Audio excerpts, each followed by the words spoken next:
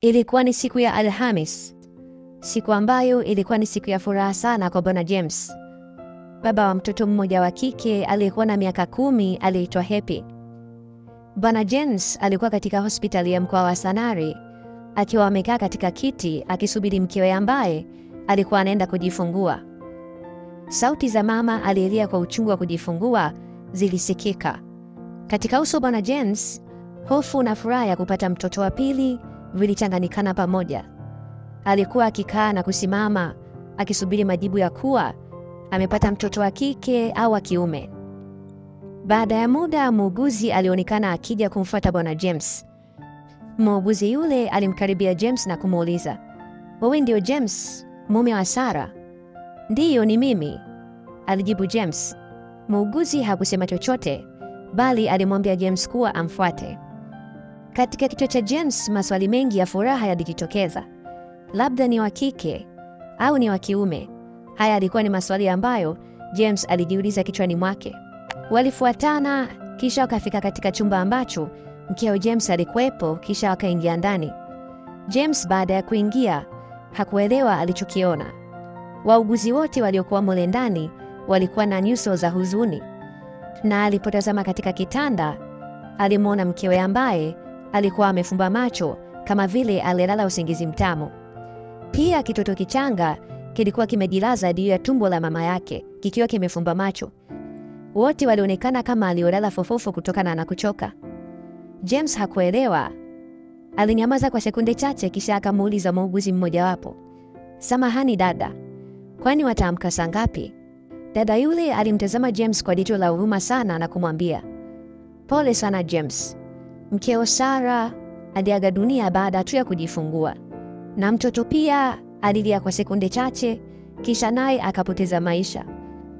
Bwana James alihisi kuwa anataniwa. Hakuongea chochote, bali alitembea na kuelekea mahali ambapo mkewe alikuwa amejilaza. "Sarah, mke wangu, hebu fumbua macho niambie basi. Hawa anayosema ni kweli au wanaitania? Amka Sarah, amka umone mtoto wetu wa kiume. Usinifanyie hivyo Sarah."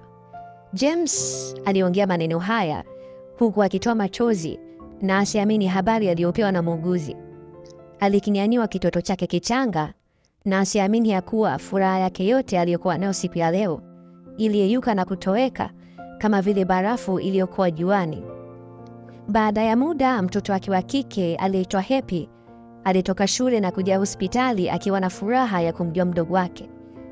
Lakini alipofika na kusikia habari za kuhuzunisha alizoambiwa, hakuamini. Happy hakuamini kabisa, bali alianza kulia huku akimtikisa mama yake. "Mama, mbona umenifanyia hivyo? Wewe si ulisema utanipa zawadi ya mdogo wangu wa kucheza naye? Si ulisema utatununulia sote viatu na saa? Amka basi utimize ahadi zako." Happy naye hakuweza kuamini kabisa kilichokuwa mbele yake, bali alihisi kuwa yupo ndani ya ndoto ya kutisha sana. Hakika ilikuwa ni siku ya huzuni sana kwa familia hii. Happy alimwangalia mdogo wake wa kiume na asiamini ya kuwa wasingeweza kutazamana. James alimkumbatia mwanae, wote wakalia kwa huzuni sana. Muda ulienda, James alibaki na kumbukumbu ya Sarah, mke na mama aliyemfanya ajihisi mtu muhimu sana. James na Happy waliishi maisha ya ukimya na huzuni kwa muda. Na hatimaye baada ya miezi kadhaa ya upweke na huzuni, James alikutana na Shania, mama wa mtoto mmoja wa kike ambaye alikuwa mjane. James alimpenda Shania bila kujali ana mtoto. Alimweleza hisia zake na hatimaye walikubaliana na kufunga ndoa. Familia mpya yenye furaha ilianzishwa sasa. Shania alikuwa na mwanae wa miaka 13 aliyeitwa Mariam. James alikuwa ni baba mwenye upendo kwa Happy na Mariam na mkewe Shania. Siku moja mama yake Shania, mke wa James, alikuja kumsalimia binti yake kutoka kijijini. Alipofika, alishangaa sana kuona mwanae anaishi kwenye jumba la kifahari na maisha mazuri. James alimkaribisha mama Shania kama mama yake, lakini mambo yalianza kubadilika taratibu. James alipoenda kazini, mama Shania alikaa na mwanae na kuanza kumpa maneno. "Mwanangu Shania, hivi haufikiri kuwa wewe utafaidika vipi na mali za mumeo? yaani mali zote hizi zitarithiwa na mwanae Happy, na wewe na Mariam mtabaki hamna kitu. Maneno haya yalimuingia Shania moyoni moja kwa moja. Alikaa chini na kujiuliza maswali mengi sana. Ina maana mimi na mwanangu Mariam hatutafaidika na mali hizi za mume wangu? Mama yake Shania alikaa kwa siku chache na kuondoka akiwa ameacha chuki mbaya moyoni mwa binti yake. Siku baada ya siku hali ilizidi kuwa mbaya sana. Shania alitengeneza chuki baina ya Mariam na Happy. Mariam alianza kumchukia Happy bila sababu kwa ajili ya mama yake. Na siku zingine Shania alithubutu kumsingizia Happy kwa baba yake ya kuwa hana adabu na ni mkorofi. Kutokana na upendo aliokuwa nao James kwa Shania, hakujali chochote wala kumsikiliza mwanae Happy, bali alimkemea sana, na hali hii ilimnyima furaha binti mdogo Happy. Lakini pia Mariam, mtoto wa Shania, alizidi kumwonia Happy bila sababu. Alikuwa akimnyang'anya baadhi ya zawadi zake alizonunuliwa na baba yake, na alimsema ya kuwa ni mkorofi, lakini yote haya yalikuwa ni uongo. Siku moja Shania alikuwa amekaa kitandani akijiuliza ni jinsi gani mwanae Mariam awe mtoto wa pekee kwa James. Akiwa katika mawazo mazito, James aliamka na kujiandaa kwenda kazini. James baada ya kujiandaa alitoa gauni mbili katika mfuko wake. Gauni moja ilikuwa nyekundu na nyingine ilikuwa na rangi ya machungwa. Alimkabidhi mkewe Shania na kumwambia, "Mke wangu, nimewanunulia watoto wetu zawadi. Hili jekundu utampa Mariam na hili la rangi ya machungwa utampa Happy." Shania alipokea magauni yale mazuri kwa furaha, na mumewe James aliondoka kuelekea kazini. Aliyachukua na kuwapelekea Mariam na Happy na kuambia, "Magauni haya mtayavaa mkirudi shule. Hili jekundu ni la Mariam na hili jingine ni la Happy." Alimkabidhi Happy kwa kumtupia. Basi muda ulienda, Mariam na Happy waliondoka, na Shania alibaki na mawazo akifikiri ni jinsi gani anaweza kumfanya mwanae Mariam awe mtoto wa pekee kwa James. Alipofikiri kwa muda, aliamua kuwa aende kwa mganga. Na ilipofika mchana, kabla ya kina Mariam na Happy hawajarudi kutoka shule, Shania alienda kumfuata rafiki yake, na rafiki yake alimwelekeza kwa mganga maarufu sana aliyeitwa Bibi Zena. Wote wawili walianza safari ya kuelekea kwa mganga Bibi Zena. Wakiwa njiani kuelekea kwa mganga, huku nyumbani Mariam na Happy walirudi na walikula, kisha mmoja alishika gauni lake alilopewa zawadi. Mariam alipotazama gauni la Happy, aliliona ni zuri kuliko la kwake, na kwa kuwa alikuwa mkorofi na alimzidi Happy umri, aliamua kulichukua gauni la Happy kwa nguvu na kumtishia Happy ya kuwa angekataa angemsema kwa baba yao kuwa alimtukana. Kwa kuwa Happy alikuwa akimwogopa sana baba yake kwa sasa, hivyo alikubali kubadilishana magauni. Mariam alivaa gauni la Happy na Happy alivaa gauni la Mariam bila kinyongo, kwani kwake yeye aliona yote yalikuwa ni mazuri. Huku kwa kina Shania na rafiki yake walizidi kutembea, na hatimaye kabla ya jua kuzama walifika kwa mganga Bibi Zena, bibi kizee ambaye alisaidia watu kwa kutumia njia za giza. Shania alimweleza Bibi Zena ya kuwa anataka kumuua mtoto wa mume wake bila yeye kujulikana, na mtoto wake Mariam ndio awe mtoto wa pekee kwa mume wake. Yaani Shania alikuwa akitaka kutoa uhai wa Happy. Bibi Zena alipomsikiliza Mariam alimwambia ya kuwa hiyo ni kazi ndogo kwake, na alimtaka Shania alete kipande cha uzi wa nguo aliovaa mtoto huyo ili waweze kukitumia katika kutoa uhai wake. Shania na rafiki yake, baada ya kusikiliza maelezo kutoka kwa Bibi Zena, waliondoka na kuanza safari ya kurudi majumbani mwao. Muda ulienda sana, hivyo Shania alifika nyumbani kwake majira ya usiku, mume wake James tayari akiwa amesharudi na kina Mariam na Happy nao wakiwa wameshalala. James alimuuliza mkewe ya kuwa ametoka wapi. Shania alimwambia kuwa alienda kumwangalia rafiki yake aliyekuwa anaumwa. James alimwamini sana mkewe, hivyo hakuwa na mashaka na majibu yake. Wote wawili walikula kisha wakalala, lakini akili ya Shania haikulala kabisa, kwani alifikiria kupata kipande cha uzi wa nguo ya Happy ili kesho na mapema akiwasilishe kwa Bibi Zena. James akiwa amelala, mkewe Shania alianyuka taratibu na kuelekea katika chumba alicholala kina Happy na Mariam akiwa na mkasi mkononi. Alipofika alifungua mlango taratibu, na watoto wote walikuwa wamelala usingizi. Akiwa na haraka na hofu kiasi, alitazama chini na kuona magauni yale mawili aliwapa Happy na Mariam wavae. Upesi alivuta gauni la rangi ya machungwa liliokuwa la Happy bila kujua kuwa mwanae ndiye aliyelivaa. Alikata kipande cha uzi haraka na kurudi chumbani kwake. Asubuhi ilipofika, watoto walienda shule, James alienda kazini, huku naye Shania alibaki akijiandaa kurudi kwa mganga wake Bibi Zena. Alichukua kipande kile cha uzi na kumpikia rafiki yake, kisha akaanza kuelekea kwa mganga. Walipofika, Shania alimpatia Bibi Zena uzi ule na Bibi Zena aliupokea, kisha akauweka ndani ya chungu cha udongo ambacho kilionekana ni cha zamani sana. Bibi Zena alichukua unga fulani na kuchanganya na uzi ule, kisha akaanza kusema maneno ya ajabu ambayo Shania na rafiki yake hawakuelewa kabisa. Baada ya muda, moshi mzito ulitokea, kisha harufu ya damu iliyoambatana na kilio cha mtoto vilitoka ndani ya chungu. Bibi Zena alimtazama Shania na kumwambia, "Binti yangu, tayari kazi yako imefanikiwa."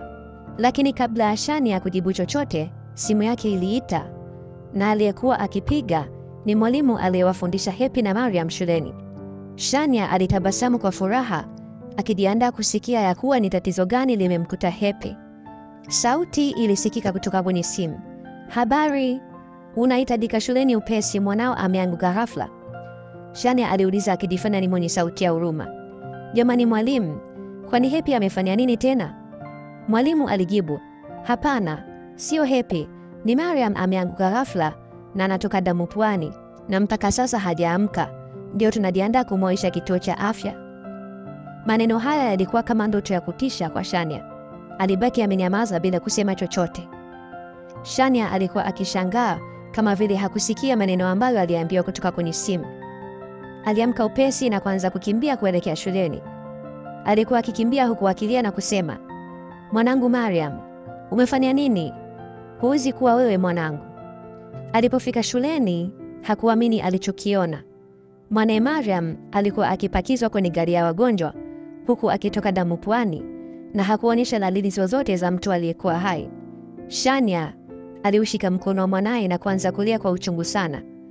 Happy naye alikuja kumtazama mwenzake akiwa ni mwenye huzuni usoni.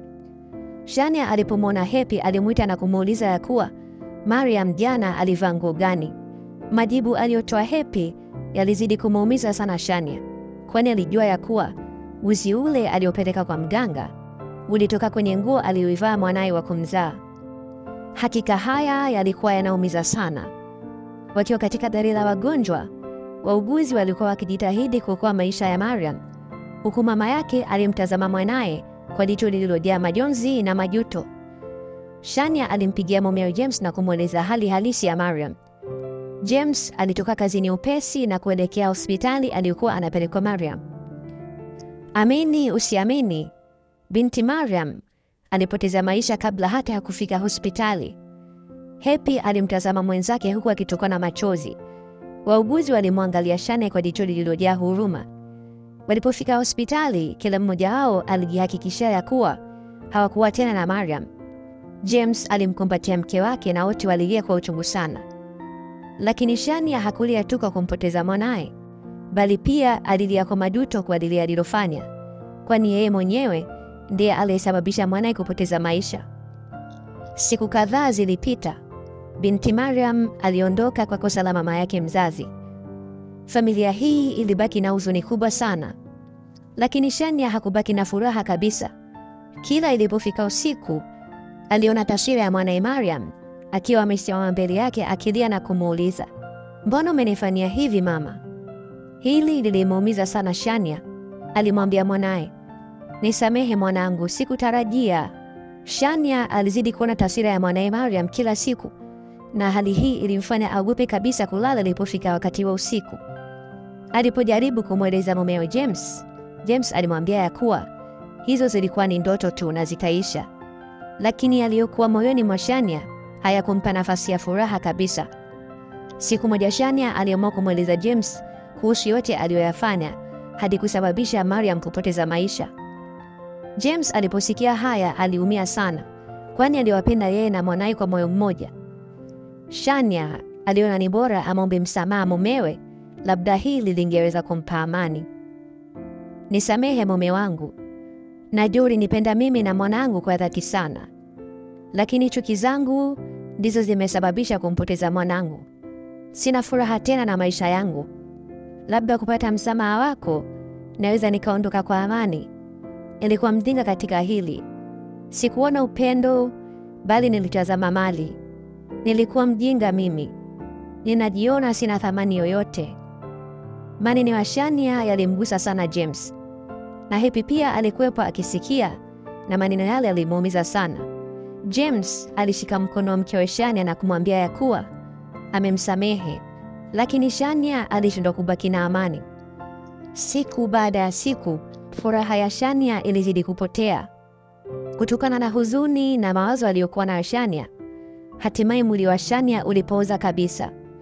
Hakuweza kunyanyua hata kijiko, hakuweza kusimama wala kufanya kazi yoyote. Lakini James alikuwa ni mwanaume tofauti sana. Alimfanyia mkewe Shania kila huduma aliyohitaji kufanyiwa. Alimpikia, alimsafisha, alimbeba na kutembea naye ufukweni, na alimfanyia mambo mengine mengi. Happy naye hakuwa mbali. Alimfulia nguo zake, alimwimbia nyimbo wakati wa kulala. James na mwanae Happy waliendelea kutabasamu kila siku, kwani hawakuweka moyoni yale yaliyopita. Kovu la kumuua mwanae mwenyewe kwa mikono yake liliendelea kutafuna moyo wa Shania.